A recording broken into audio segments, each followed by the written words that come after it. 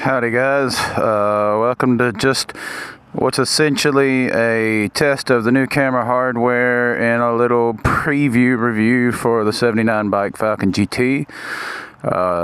Just preface the video with a little bit about myself and my background in power sports and off-road. I've been riding just about every form of a performance off-road vehicle there is for 25-30 years. So this isn't my first rodeo. Got started on sport quads, raced some sport quads, did a lot of dirt bike riding, side by sides, pretty much anything out there. I've spent plenty of time on, in, and operating. This is my third E-Moto. I hand built a stealth bomber style E-Moto first. It was about 12,000 watts. Then followed that up with a full-size E-Moto, one of the Admit Jet Armor bikes. It was actually one of the other brands that sells the same bike, but it's still the same bike. I had it modified to 30,000 watts. Decided I wanted to go back to something lighter like my stealth bomber. I spent months researching, and I really wanted to prioritize lightweight performance, and the 79Bike Falcon GT seemed to be the perfect mix at 16.8 kilowatts rated and only 150 pounds with the fast ace gravity fork. Just seemed to be a nearly perfect setup for what I was looking for. I've had the bike now for about 3 months, and the bike now has around, let's see, actually, the bike has, okay, this is actually going to be incorrect because I updated the bike. I updated the bike at 290 miles, I believe. So let's say 337 miles on the bike.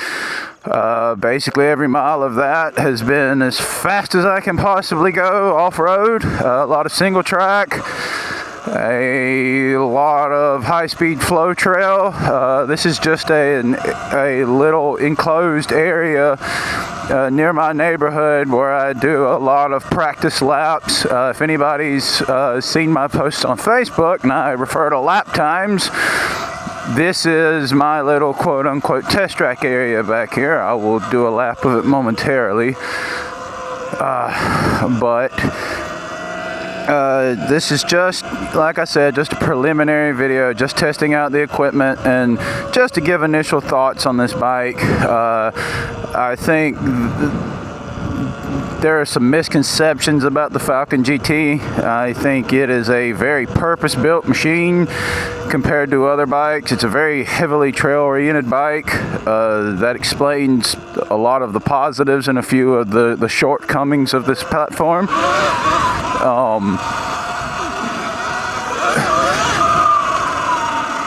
But for what it is, for someone wanting a trail bike, a performance-oriented, fast trail bike, this is going to be hard to beat.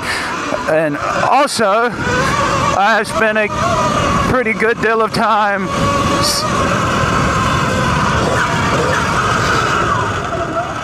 I have also done a pretty good bit of seat time on the 2026 Ventus One Plus. Also an amazing bike, and I'm gonna go ahead and just state it out, right? It makes this thing feel slow, which this bike never does. This bike feels incredibly quick most of the time. Ton of torque, fantastic acceleration, but the Ventus One heavily overshadows it in terms of power. Other than that, though, the comparison between the two bikes is pretty favorable, and that's kind of the standpoint from which I will be reviewing this bike. Basically compared to my full-size experience, and then the Ventus One, which in my opinion is the overall premier bike in the category. However, I do believe this bike has quite a few things going for it over the Ventus One. First thing being playful nature. This bike, despite being built on the exact same platform, is considerably more poppy and playful off of obstacles and a lot more free turning. It's not tension in the head tube or anything of that nature. It's a combination of slightly lighter weight and a fork that stays higher up in the stroke and a narrower, lighter wheel package as well, I believe is part of it.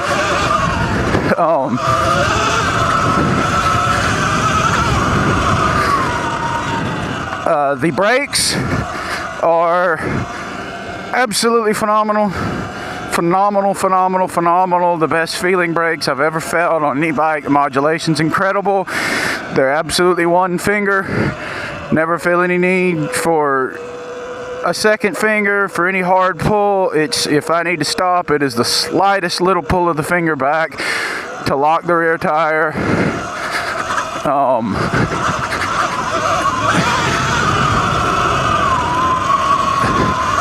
The build quality is phenomenal and a decent step over how the Ventus One came. I've had to tighten nothing on this bike other than the chain at about 100 miles. The Ventus One came with quite a few loose components. The chain was essentially falling off. The belt wasn't adjusted correctly. The bars were not adjusted correctly. There were just a few little niggly assembly issues with that bike that don't exist on this one. Not to mention that the paint quality also is quite substantially better on this chassis than the Ventus One. The Ventus One we have is already somewhat scratched up, and it has less than 100 miles on it and a lot less single track time, while this bike still looks absolutely brand new. Again, you can call it cope, but I've got to find some things I like better about this bike than the Ventus One, considering I ride next to a Ventus One nearly every time I go.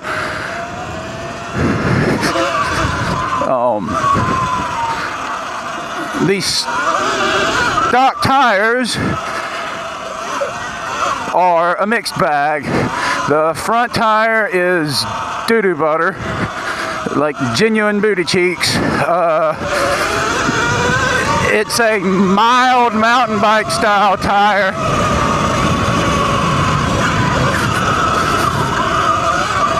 It's a very mild mountain bike style tire that has little to no side bite and washes out very easily. While the rear tire is actually pretty fantastic. It's a bit narrow and smaller compared to the Ventus One, but it is perfectly adequate for the power and keeps the bike very nimble feeling.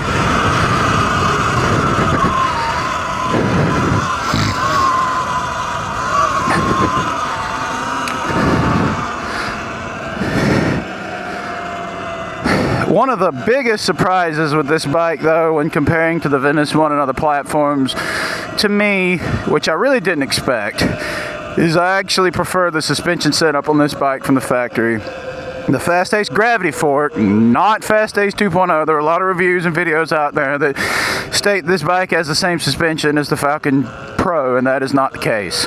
This bike has the same rear shock as the Falcon Pro, but the Fast Ace Gravity Fork, the ALHX12RC, I believe is the model number, don't hold me to that, but this is a substantially superior fork to the Fast Ace 2.0 fork. It stays up in the stroke significantly better than the Arfloxa on the Ventus One. It seems to have less stiction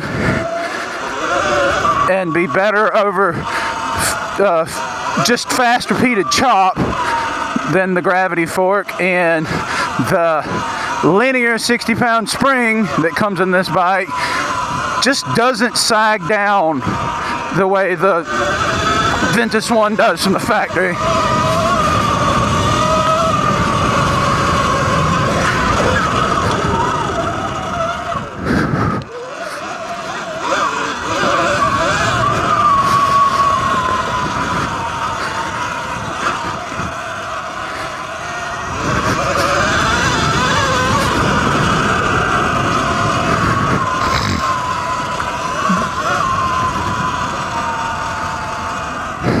and that leads to just as I said at the beginning of the video, a much more playful bike. Much poppier. Small bumps, you can just loft the bike off of the small jumps and bumps. It just leads to a much more fun ride at moderate pace. Yes, if I do a lap time on this bike and then I do a lap time on the Venice 1, the Venice 1 is faster, has larger, grippier tires, and obviously a lot more damn power. But I'm not having more fun in the woods on the Ventus 1 when I ride it. And it also rides a good deal better than the Ventus 1. And again, I know that I said that the power of the Ventus 1 just completely overshadows this thing. And it does. But taken in a vacuum, the power of this thing is excellent. I had a 30 kilowatt full-size E-Moto before this one, and the power of this feels reasonably comparable. But yeah, the other bike would run 90, and this one tops out about 61, 62. I've hit 64 a couple times right when the battery was just, right off the charger. But most of the charge, the low 60s and the high 50s are what you're looking at.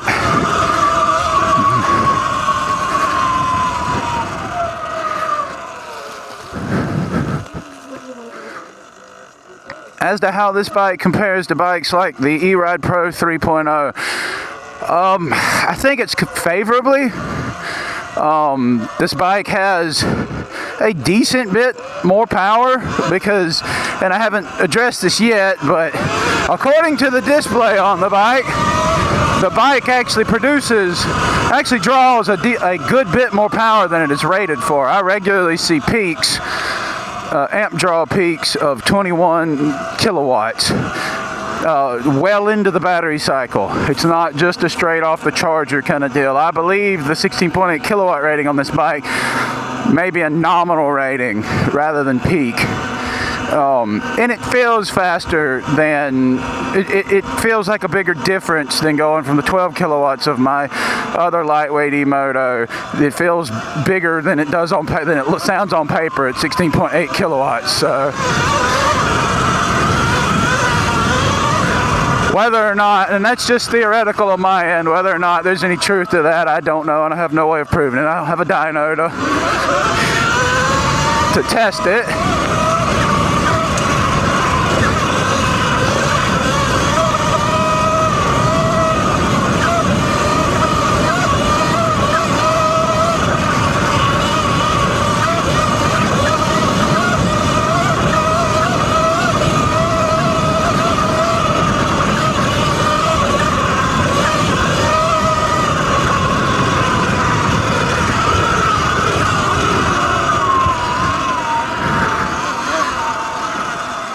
As I said, I don't have a dyno to test it, but the power seems stronger than 16.8 kilowatts in my opinion.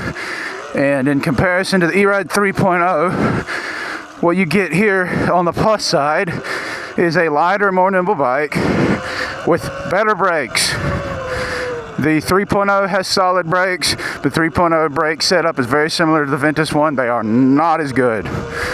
Yes, they're .4.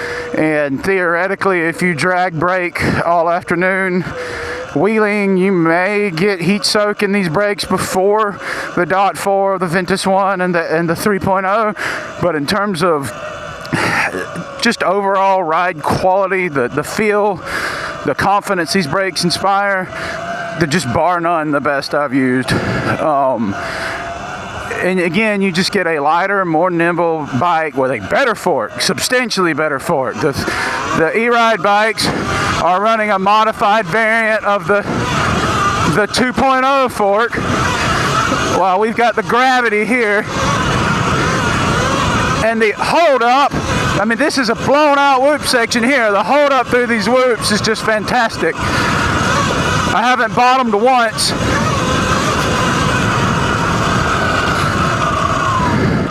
40 mile an hour cruise through the blown out whoops, didn't bottom out one time. It's just such a confidence inspiring fun bike. yes, you do lose some theoretical range to the 3.0. There's no escaping that. When I ride with the Ventus 1, despite the fact that bike draws a decent bit more power and is geared significantly taller, the Ventus 1 does still tend to get a bit better range. It's not a massive difference, but it's noticeable. On most trail rides, real trail rides, single track, flow track mix, I usually will get 30 miles on a charge at least. If we're bombing it through whoops and doing my test loop pinned all day, yeah, 22, 23 miles is kind of the worst case scenario.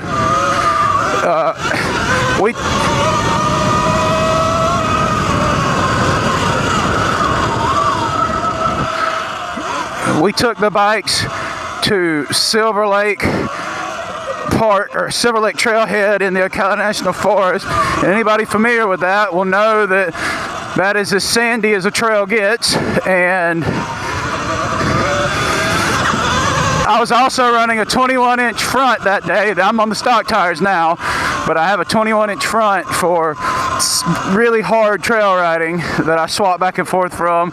And with the 21-inch heavy Luna 21-inch front wheel kit and extreme sand, I still was able to hit right around the 23-mile mark before it gave out, before the power dropped off. So range is not phenomenal, and if you get a 3.0 or a Ventus 1 or obviously the Arctic Leopard, you are going to get a bike with a significantly longer range. But with any of those bikes, you're going to lose some of the flickability of this bike. The Ventus being the closest parallel, it is much closer in flickability than the 3.0 or the Arctic Leopard, but still is just not the same light B-esque, bouncy, poppy, just happy nature that this bike possesses. I know I'm kind of rambling on. This was unscripted, and I'm just kind of just talking as I go. Probably need to kind of wrap it up. I'm not going to hold anybody's attention this long, but I guess the question at the end of the day is, would I recommend this bike, and who would I recommend it to? And yes, I absolutely do recommend this bike. Absolutely not to everyone. If you are a road cruiser, if you're a Willie King, if you're the neighborhood Willie King, I wouldn't recommend this bike for a number of reasons. One, the factory controller programming is a bit funky for wheelies. It's not awful, but this isn't the best wheeling bike I've ever ridden, just primarily down to the throttle tune. It's improved with the update, but still, it's not, you know, my last two bikes, I could wheelie for days. This one I don't feel as comfortable, but it's still a good wheeling machine. But the primary reason that for you street kings, this probably isn't the choice, it's just the size of the battery. When you're on the road, you're generally going to be drawing a lot of amps, and the 72 volt 40 amp hour just really doesn't cut it for a long range street cruiser when there's so many bikes in the 50 plus amp hour category today.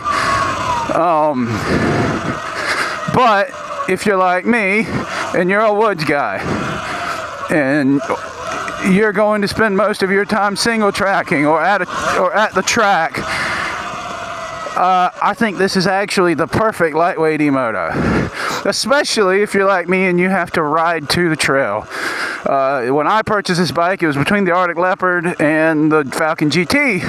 The Arctic Leopard is a much more dirt bikey looking machine, and it's going to be a lot more difficult to convince a cop that this is your e-bike and not your e-motorcycle, your e-enduro.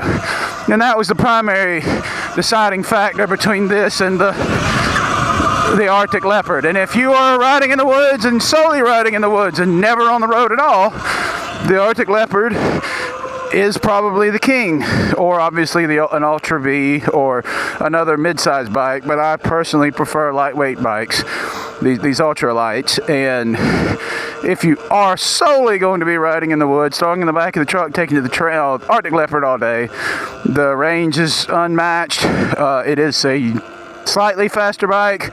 A lot of that's down to the gearing. This bike carries a 58 tooth stock rear sprocket, and that limits your top end capacity a lot, but it's not as simple as dropping a couple teeth on the sprocket to bring the top speed up, because it appears that 79Bike has put somewhat locked in speed limits on this bike, because I've seen multiple people gear the bike down a few teeth and gain no top end speed, or very little, and the bike obviously has a lot of power to get there. The output just tanks when you get into the high 50s, the low 60s. The output just drops to the floor, falls out. It's not a power limitation, not a fixed power limitation. It's a limitation in the controller, and as of right now, the only way to upgrade your controller is to do your own pin out, and custom wire your harness. I've done this plenty in the past, but I like this bike so much, I don't really want to do anything like that on this bike, so I am currently patiently waiting for for someone to release an EBMX install kit, and the X9000 will be going in this bike as soon as that is available. But again, long-winded rambling. Who this bike is for, in my opinion, is this is the ultimate I ride my bike to the trail and ride the trail bike. It's low-key, doesn't scream dirt bike, doesn't scream... It's not, it's even compared to the Ventus. The Ventus one's all blacked out, Formula One Emoto look.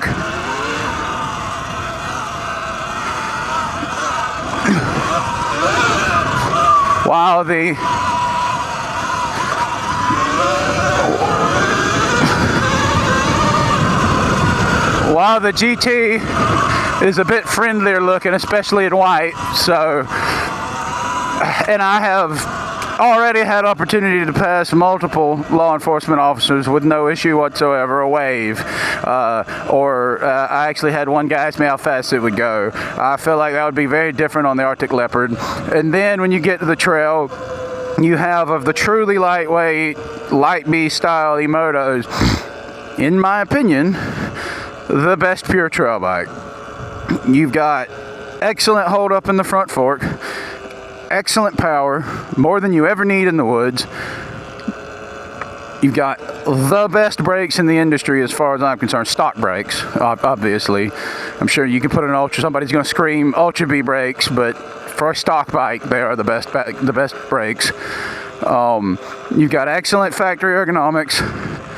The bike really needs almost nothing. The only modifications that have been done to this bike, and I should have stated this a lot earlier on, was I have put a 1-inch Charge Cycle Works drop crown on the bike to raise the front. It's not necessary for your average mixed trail riding, but if you're really pushing hard off-road, diving into corners, trying to get the bike rotated comfortably, tired of the front end washing out, and you don't want to feel like you're falling over the bars the entire ride, it's kind of a must. But I can't knock this bike for that, because every bike in the category is low in the front and can benefit from a drop crown, and this bike is probably the closest to proper out of the box of any of the smaller Emotos with the gravity fork, because it stays up in the stroke so much better.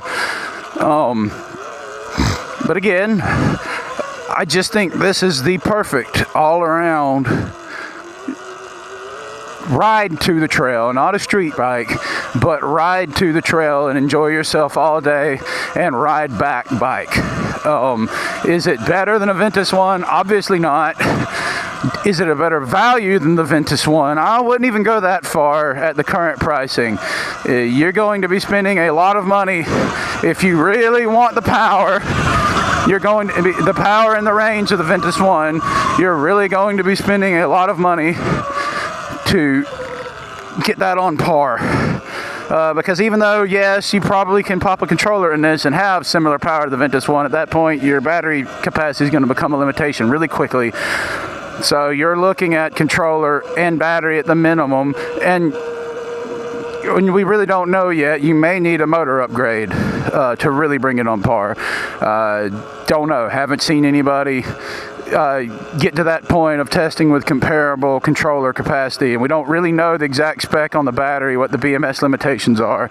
I hope to find out soon as there is a closer to turnkey controller option for this bike. I'll be finding out for myself, but that could be a while yet. But at the end of the day, phenomenal bike, especially at the current $4,700 price. Does anything I want it to. I've had absolutely no issues in well over 300 miles of beating the bike remorselessly. What I've done here today is just ride and talk. I generally ride significantly harder than this, and I haven't had a bolt come loose. I haven't had an issue with a fastener. It's just been phenomenal. And 79Bike's customer support, I have to back up. I did have one issue. I had a broken pinch bolt right out of the box on the fork, which really isn't 79Bike's problem, but it was gauted and seized into the fork leg and broke when I got the bike. And that's kind of a touchy issue with a brand new bike, because a lot of manufacturers are going to try to say that you broke it. And I just simply explained to them, like, look, I put this stuff together correctly. I use torque. I use a torque wrench. I torqued the correct spec. This bolt was broken from the factory. And one email later, they asked me to reconfirm my shipping address, and they sent me a new fork. Didn't require a picture or anything, just sent me a new fork. And I asked for an MSO to attempt to at least get a green sticker registration for the bike. Just immediately, within 2 days, I had an MSO. I had a MSO and a bill of sale. They've just been so responsive, and every interaction I've had with the company has been as good as it gets. And that, to me, is also a major factor in choosing this bike over other platforms. But buy it from 79Bike or Amped. But just know going into it that if you buy from Amped or any other third-party seller, you're going to have to do carry out all your customer service via your seller. 79Bike does not service bikes not purchased directly from the website or from the company. Just be aware of that ahead of time. And only buy from either directly from the website or Amped or ECR. I forgot Electric Cycle Rider sells them now, and they're just phenomenal, so I would have no qualms with ordering from them. And just know, if you decide to pull the trigger on this bike, just know this is a incredibly well-rounded bike that seems to be very, very well built, very high quality, and a very good performer out of the box. In the next week, we will be doing a better directed, more in-depth review. Going to start doing some content on this channel with the E-Motos, with the Ventus One and the Falcon GT. We're going to be doing some head-to-head comparisons with the bikes. And just try to make this more of a regular thing on the channel. I hope you enjoyed, and we will be back soon. Have a great day.